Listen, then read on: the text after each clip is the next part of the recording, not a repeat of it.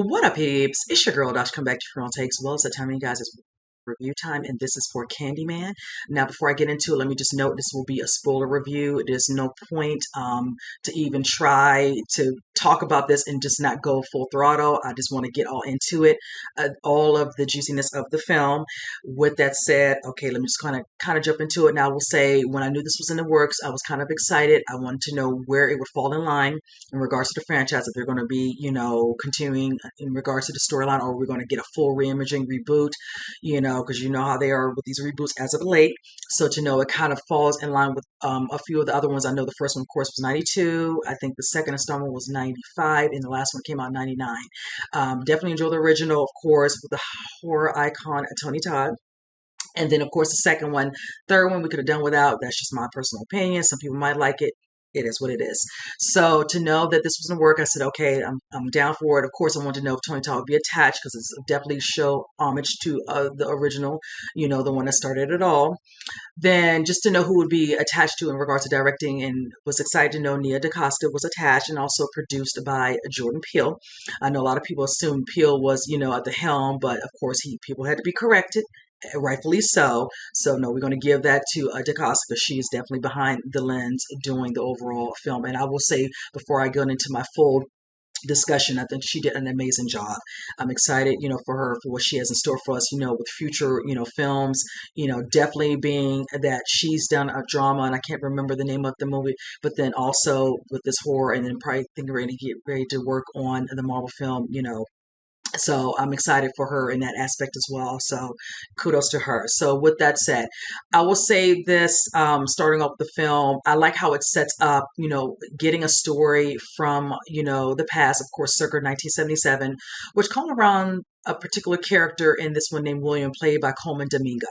And at first, once we eventually within the film get a flashback and we see exactly where his particular story, plays a role, that was an interesting take for them to open the opening scene of the film with him being, in a situation where he's doing something he's been tasked to do, courtesy of his mother, and he comes into contact with a character, it's called, of course, Candyman, played, name is Sherman Fields, but played by, I want to say, Michael Hargrove, and he did an amazing job. The gentleman, Sherman, Michael Hargrove, playing Sherman Fields, aka Candyman, within that particular era, 1977. But I will say this, how everything kind of unfolds and how I feel it started and who plays a part in this is played by the character Nathan Stewart Jarrett, who plays Troy, Brianna's brother, which is played by Tiana Paris. She is Brianna. He sets it up where you see a scene where, Troy,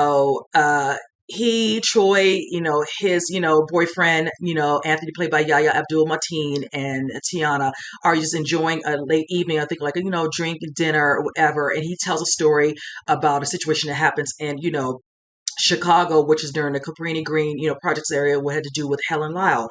And of course, that was played by Virginia Madsen back in the 1992 film. And it just kind of goes through the situation where she's, working on something, in regards to research and all that. And she comes across the project. She gets introduced, to a character, Anne Marie, played by Vanessa Williams, where she goes into the situation and explain to her about Candyman and how, this is an urban legend, and they feel like certain, instances where certain murders, certain things happening, whatever, and they feel like he actually has something to do with it.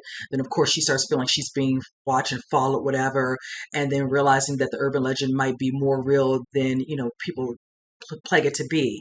And with him telling that, it puts a little bit of a spark into Anthony's, mindset, about, this woman, Helen. So when you see the scene of him talking to a gentleman named Clive, who's, I want to say, works with, Brianna, in art, in art world, whatever. So I want to feel like they're in his, art, space, art, gallery of sorts.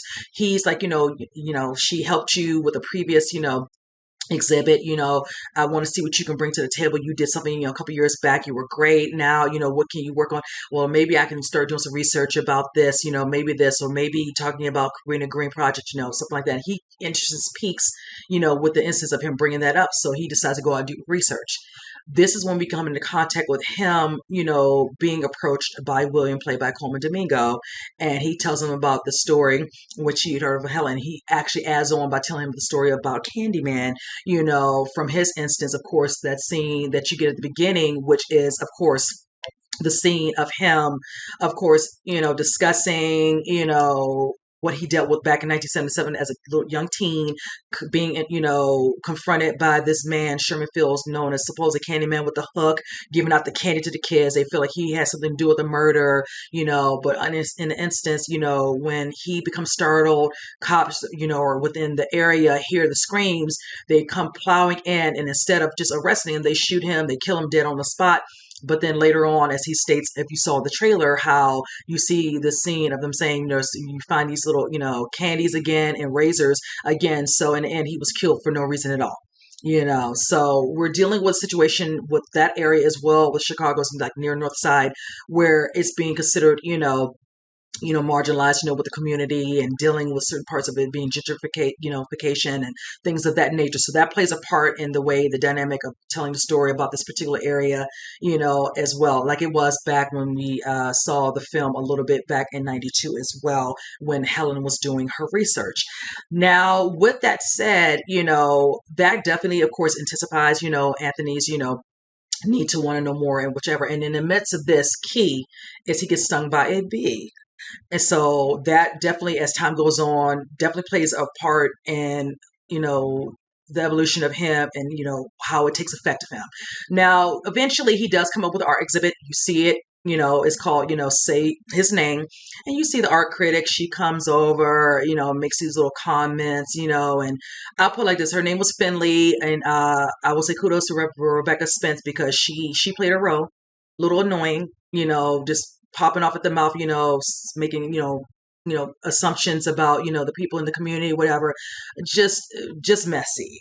And I will say, hence, Clive wasn't so sure how he felt about the exhibit. Brianna's, like, oh, well, he's engaging her. They're talking. He shouldn't be hogging, the critic, whatever, let her see some of the other people's work that's here, whatever. So some people didn't feel too, excited about his piece. And that, in itself, some people didn't know how to take it, to seem kind of, really out there, but nothing that they could see, have any kind of lasting effect. Unbeknownst to them.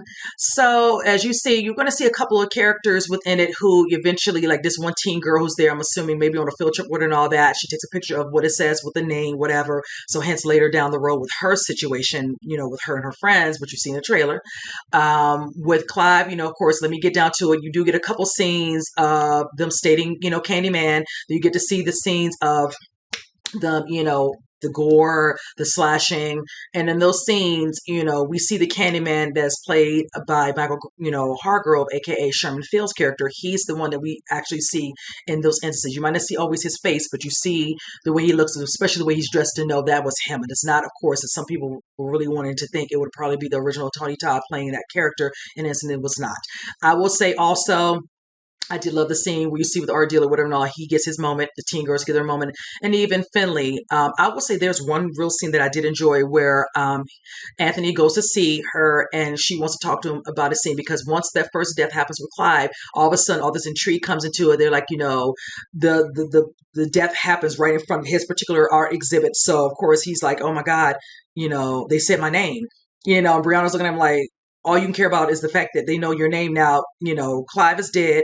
The girl he was seeing is dead, sitting there, gash neck, whatever. But, and even Troy was just like, brother.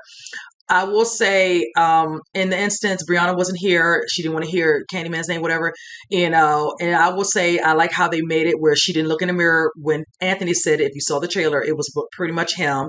So he set the tone for himself with that. And then from there, you definitely see evolving parts, like I said, in regards to the bumblebee parts. You start seeing his hands starting to become like it's rotted, just looking really bad, whatever. His starting to change a little bit as at certain depths, like the teens depths in the bathroom, with the girl inside the stall, who, is able to, avoid being killed, but she can see everything, happening from what looks like it'd be a girl's, like, closed mirror, whatever. You see the bumblebee, you see the hook of one of the girls, about to be, completely murdered. And then it just sets up a ripple effect where he starts to realize certain things are happening. I should not have done this exhibit, and then him explain it to Brianna. She's just like, this, Candyman is not real, whatever. She almost started saying to him, he had to shut that down. So when he eventually has to go see, the actual doctor in regards to his hand, that's when certain things are revealed that he's not aware of. Because again, his name is Anthony McCoy. His mother is Anne Marie McCoy. So if you know who I'm referring to, which is played by Vanessa Williams, she was in the original film. And with that, that's the part that where it definitely opens up the floodgates of certain things he wasn't aware of. When the woman, the doctor's like, oh, welcome, welcome back. And he's like, what are you talking about? You were, born here. This. And he's like, excuse me, I was born and I was, raised here. His mother did not tell him everything. She, after experiencing what she went through with her, baby at the time, her son, she wanted probably a whole new life. She wanted to absolve him of having to deal with anything or being taunted if anybody knew he had anything to do. Or you were the baby that, Helen took with her, almost burned or whatever. And when he went to visit her, she had to pretty much tell him everything, meaning, yes, you were here, but then, for a year or two, and then we moved here. I wanted you to have as much of a normal life as you possibly can. Because, of course, you see him at the beginning, he's in this nice loft with his girlfriend. He's doing some artwork. He might not be working at the moment, but, his life is not what you would think, being hence where he's living at the time, whichever. But, and you could see the devastation on his face because she did not, as he got older, bring him to this, but she would never think to, because she would have never thought he would be researching the situation with Helen, knowing about Candyman, of all the things of him to discuss and want to bring up. This is probably the last thing she was. So you can tell he felt so hurt that she never told him this, and then slight betrayed, so he just feels, like now all this stuff is happening. And as you see in the trailer, she says, he had a purpose for you. And now all of a sudden this so-called purpose has come to fruition, but it hasn't come to fruition on its own. William, played by Coleman Domingo, plays a part in that. And being that he can see the interest in Anthony McCoy and seeing the changes in him, whatever, he decides to make him the next Candyman. He kidnaps Brianna, has her tied up, telling him the story a little bit of the situation. You see all the different generations of certain things that have happened, certain people that, culminate of things that have happened, and definitely being Daniel Robitel, played, aka Candyman, played by Tony Todd, which happened in 1800s, and all the things that happened after that, for certain things that happened that play, in regard to that whole situation with generations of different situations that have happened, in regards to this, and then using Anthony as a catalyst to be the now beginning of Candyman yet again. Being that we saw the last one with William back in 1977, here we are circa, of course, 2021. They're trying to make it a definitely present day, and that's the situation we're going with now. So, certain things happen, and you see the scenes of him cutting off his arm, putting on the hook, her having to see what's happening. You see the face of him rotting on the side of, Anthony's face, from his arm all the way up to his neck, partly of his face, whatever, it was all these bee stings. It was just so graphic, and the way it instance of it looking, then you see how the cops show up, shooting up, whatever, not asking any questions, whatever, and then trying to pretty much set her up where she has two choices. She can either, go along with their story, or they can set her up to make it seem like she was an accomplice, whichever. But she flipped it on them. She was like, "Can I look in the mirror?" Whatever. And he's like, "What do you want?" She's like, "I'll tell you whatever you want." And she just says the name. Like, she had to find a way to get out of the situation, and she went there and she set it up. And the guy's like, "Hey man, what are you talking?" Unbeknownst, and of course, Anthony, aka now Candyman, comes out and he finishes the job. He ends up having to deal with the guy in the car, who was, of course, at first, safe until he unlocked them doors, and then he tried to run away thinking he can get away. He couldn't get away. So, and then you see the ending where we get the homage that, I love that we got, where you see at first Anthony, all the bees around his face, and eventually they part, and you see Tony, and he's just like, tell everyone to Brianna, before she's able to leave the scene of this crime, this incident has occurred. I would say, I truly enjoyed this film. I know some individuals probably will feel, a certain way, like they're wanting the film to go, more so with the original. We already got that. That's why it's considered the original film, the first one that started all of this. I don't want it to be exactly like the original. There's no point that I can just watch that one. There's no, I wanted something from what Nia DaCosta said a long time ago. She wanted a spiritual sequel to, so in some way she kind of did that, premise, like I'm saying, with the different generations of the discussion when you're seeing William talk about it, but then the end credits where you get a little bit of it done in a caricature puppeteer way, which was done very well, I might add. I truly enjoyed that. I loved just seeing the overall images, definitely the cinematography, in regards to just everything with the way it was laid out, going back to the original scene from 92 of showing how it looked back in the past and showing how it kind of looks kind of really honestly run down now, what looks like maybe like a church of sorts, of course. But that was done very, very well. That end credit, a lot of people just kind of left out when I was in the theater, but I liked how some people stayed and you got to see. I showed a different generation. At the end, you see, of course, what looks like to be Daniel Robitel, of course, Tony Todd's character in the center, and then all the other generations, which is one, two, three, four on the side, with him smack right there where, like I said, it all began in the 1800s with him and his situation with him being, the painter, the girl falls in love with him, she ends up getting pregnant, and then you see how she's crying to her father, and the father goes, finds him, chases him down, he chops his hands off, puts some honey on him, whatever, and all that, burns him, whichever, and throws away his ashes. So that's, like I said, states it all. And then here we are, circa how we get the first film, and then we get the multiple films, and then this film. um Also, you have some individuals who, of course, because I know they were saying how some people who were reviewing it were making it seem like, this is some situation where it's all about the race and it's all trying to be woke. I don't know what film they were watching in 92 where it wasn't about race in that one, because you must have been watching a whole different film, or you all chose to just see um, just the gore, and then all of a sudden you were out of your trance when, everything else was happening within the film. Because Candyman, the first one, was not just cut and dry horror. It definitely had, certain undertones where it was discussing racial, especially in regards to the situation of the research that Helen Lau, aka Virginia Madsen's character, was doing within the film. And then if you all truly were expecting something similar to, say, for instance, Friday the 13th, Halloween, whatever, and all that with Mike Myers and Voorhees, whatever, and all that, that's on you. It's just like, because that's not what you're going to get on this one. But in the end, yeah, they didn't really delve into too much, whatever. They had, subtle little conversations where you could see where they're going to talk about in regards to the gentrification of the situation and where they are and how they're building up, whatever. But I mean, there was no lies detected.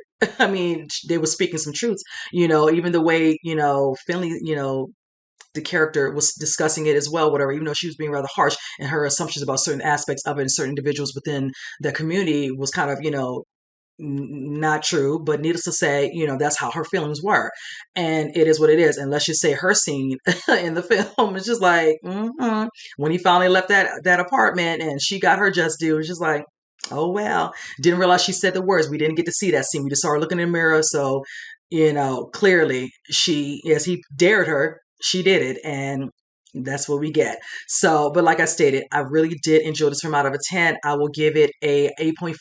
I will say the reason I don't give it a full is because I wish we had gotten a little bit more scenes of gore in it. I would have loved to see a couple other people in there and said the name or whatever. That would have just to have a little bit of more of those of an effect. But the ones that we did get were definitely graphic, and I truly did enjoy those. But other than that, that's pretty much it.